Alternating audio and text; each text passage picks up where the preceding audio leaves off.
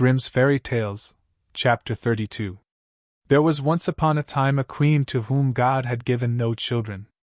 Every morning she went into the garden and prayed to God in heaven to bestow on her a son or a daughter. Then an angel from heaven came to her and said, "Be at rest, you shall have a son with the power of wishing, so that whatsoever in the world he wishes for, that shall he have." Then she went to the king, and told him the joyful tidings, and when the time was come she gave birth to a son, and the king was filled with gladness. Every morning she went with the child to the garden where the wild beasts were kept, and washed herself there in a clear stream. It happened once when the child was a little older, that it was lying in her arms, and she fell asleep. Then came the old cook, who knew that the child had the power of wishing, and stole it away, and he took a hen, and cut it in pieces, and dropped some of its blood on the queen's apron and on her dress. Then he carried the child away to a secret place, where a nurse was obliged to suckle it, and he ran to the king and accused the queen of having allowed her child to be taken from her by the wild beasts. When the king saw the blood on her apron, he believed this, fell into such a passion that he ordered a high tower to be built, in which neither sun nor moon could be seen, and had his wife put into it, and walled up. Here she was to stay for 7 years without meat or drink, and die of hunger. But God sent 2 angels from heaven in the shape of white doves, which flew to her twice a day, and carried her food until the 7 years were over. The cook, however, thought to himself, "If the child has the power of wishing, and I am here, he might very easily get me into trouble." So he left the palace and went to the boy, who was already big enough to speak, and said to him, "Wish for a beautiful palace for yourself with a garden, and all else that pertains to it." Scarcely were the words out of the boy's mouth, when everything was there that he had wished for. After a while the cook said to him, "It is not well for you to be so alone, wish for a pretty girl as a companion." Then the king's son wished for one, and she immediately stood before him, and was more beautiful than any painter could have painted her. The two played together, and loved each other with all their hearts, and the old cook went out hunting like a nobleman. The thought occurred to him, however, that the king's son might some day wish to be with his father, and thus bring him into great peril. So he went out and took the maiden aside, and said, "Tonight when the boy is asleep, go to his bed and plunge this knife into his heart, and bring me his heart and tongue, and if you do not do it, you shall lose your life." Thereupon he went away, and when he returned next day she had not done it, and said, "Why should I shed the blood of an innocent boy who has never harmed anyone?" The cook once more said, "If you do not do it, it shall cost you your own life." When he had gone away, she had a little hind brought to her, and ordered her to be killed, and took her heart and tongue, and laid them on a plate, and when she saw the old man coming, she said to the boy, "Lie down in your bed, and draw the clothes over you." Then the wicked wretch came in and said, "Where are the boy's heart and tongue?" The girl reached the plate to him, but the king's son threw off the quilt, and said, "You old sinner, why did you want to kill me? Now will I pronounce thy sentence. You shall become a black poodle and have a gold collar round your neck, and shall eat burning coals, till the flames burst forth from your throat." And when he had spoken these words, the old man was changed into a poodle dog, and had a gold collar round his neck, and the cooks were ordered to bring up some live coals, and these he ate, until the flames broke forth from his throat.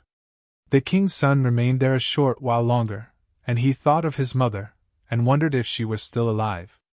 At length he said to the maiden, "I will go home to my own country.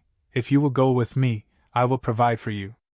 "Ah," she replied, "the way is so long, and what shall I do in a strange land where I am unknown?" As she did not seem quite willing, and as they could not be parted from each other, he wished that she might be changed into a beautiful pink, and took her with him. Then he went away to his own country, and the poodle had to run after him. He went to the tower in which his mother was confined, and as it was so high, he wished for a ladder which would reach up to the very top. Then he mounted up and looked inside, and cried, "Beloved mother, Lady Queen, are you still alive, or are you dead?" She answered, "I have just eaten, and am still satisfied," for she thought the angels were there. Said he, "I am your dear son, whom the wild beasts were said to have torn from your arms, but I am alive still, and will soon set you free." Then he descended again, and went to his father, and caused himself to be announced as a strange huntsman, and asked if he could offer him service. The king said yes, if he was skillful and could get game for him, he should come to him, but that deer had never taken up their quarters in any part of the district or country. Then the huntsman promised to procure as much game for him as he could possibly use at the royal table. So he summoned all the huntsmen together, and bade them go out into the forest with him. And he went with them and made them form a great circle, open at one end where he stationed himself, and began to wish.